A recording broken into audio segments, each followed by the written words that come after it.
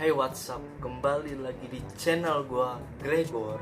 Oke, di video kali ini gua akan memberi ke kalian satu kartun kembali yang kalian pasti sudah pernah menonton di televisi swasta Indonesia.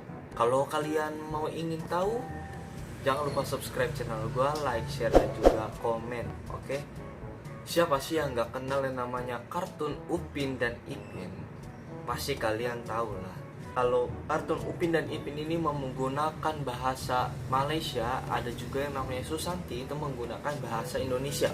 Dia itu jadi perwakilan dari Indonesia.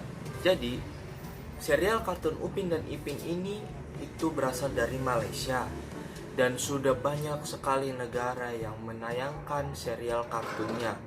Salah satunya itu adalah Singapura, Thailand, Filipina, Vietnam, Kamboja, Hong Kong, terus Brunei Darussalam, Korea Selatan, Turki. Juga mengenal si kembar Upin dan Ipin itu. Upin dan Ipin itu dirilis pada tanggal 14 September 2007. Silang di Malaysia dan disiarkan di TV 9. Di awal penayangannya, serial kartun ini sudah disukai oleh penikmatnya. Tak heran, memang sosok Upin dan Ipin ini digambarkan menjadi anak yang sangat cerdas, periang, dan menggemaskan. Tak hanya itu saja, Upin dan Ipin disukai juga lantaran dianggap mampu memberi pesan moral dan nilai-nilai yang edukatif bagi anak-anak. Upin Ipin menjadi tayangan yang sangat cocok bagi anak-anak dan sangat mendidik. Namun dari sekian episode yang sudah tayang dan hampir semuanya laris di pasaran, muncul pertanyaan-pertanyaan yang menggelitik seperti, kok Upin Ipin botak sih? Kok opahnya gak ada suami sih? Kok Upin gak gede-gede? Beberapa pertanyaan misteri seperti yang tadi cukup menyita perhatian para penonton. Penggemar kartun ini penasaran dengan setiap cerita Upin dan Ipin. Misalnya apa saja seperti siapa nama lengkapnya Kak Ros dan berbagai-bagai pertanyaan lainnya. Gua akan menjawab itu semua pertanyaan misterius yang kalian sudah menanya-nanyakan. Tonton terus video gua.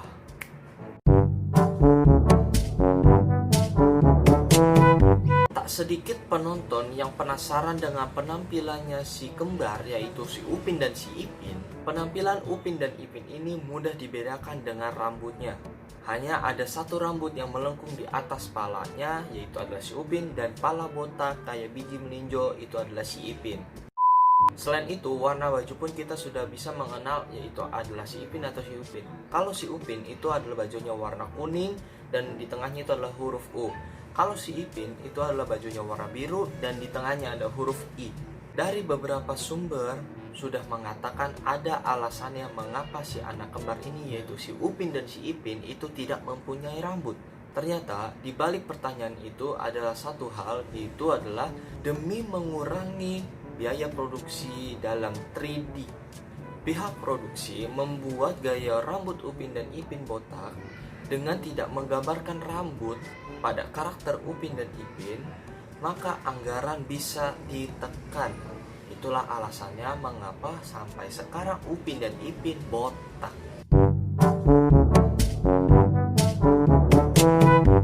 Nenek Upin dan Ipin atau lebih dikenal dengan sebutan Opa ini sangat misterius. Pasalnya tak ada yang tahu siapa nama aslinya.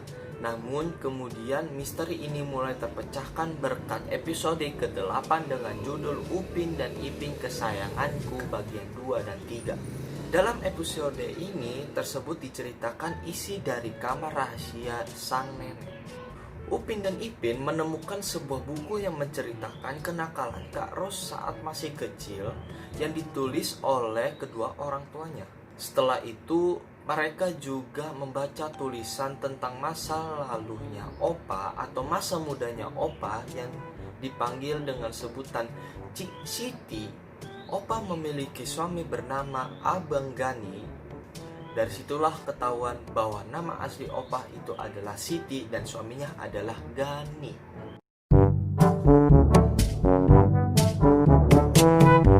Atau salah satu karakter dalam serial kartun Upin dan Ipin. yang cukup menarik perhatian. Selain dirinya sebagai tetangga yang baik, ramah, atau juga dikenal sebagai kakek yang senang membantu keluarga Upin dan Ipin. Bahkan di awal penonton sempat mengira bahwa Ato adalah suaminya Opa. Tak banyak yang tahu dan sangat sulit untuk mencari tahu siapa sih nama panjangnya si Kak Ros ini.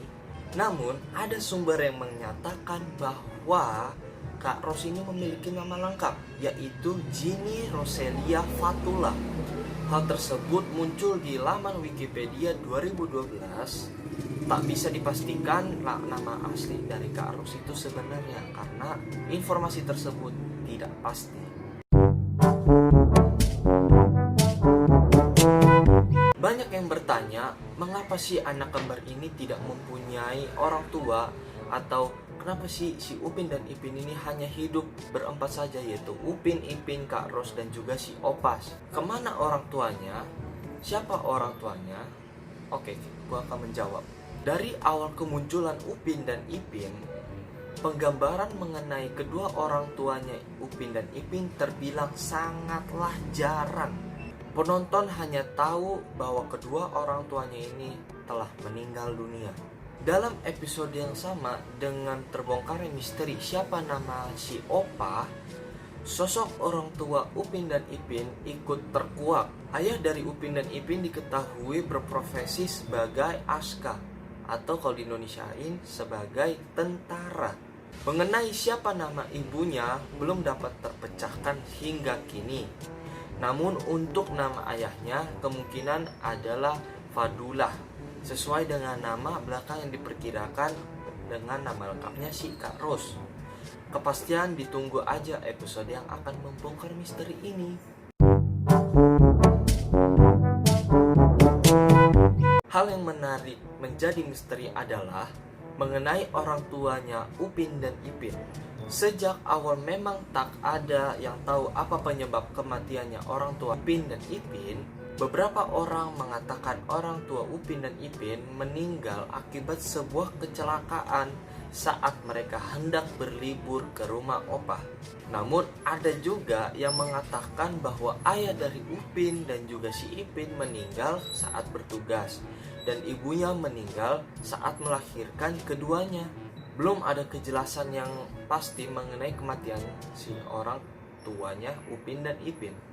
Namun ada konfirmasi dari Les Kopakyu yang dilansir dari beberapa sumber. Mereka mengatakan bahwa pembuatan awal sebenarnya tak ada niat untuk membuat orang tua Upin dan Ipin ini meninggal. Karena demikian, pihak produksi akhirnya membuat cerita kematian orang tua Upin dan Ipin karena deadline. Tenggang waktu memaksa hingga produksi membuat cerita sedemikian rupa agar segera bisa dirilis. Akhirnya orang tua Upin dan Ipin tak dibuat karakternya. Oke, cukup sekian video gua. Kalau ada pertanyaan atau kritik serta saran, silahkan komen di kolom komentar. Jangan lupa juga subscribe channel gua, like dan juga share, sertakan komen di kolom komentar. Oke, thanks for watching and bye-bye.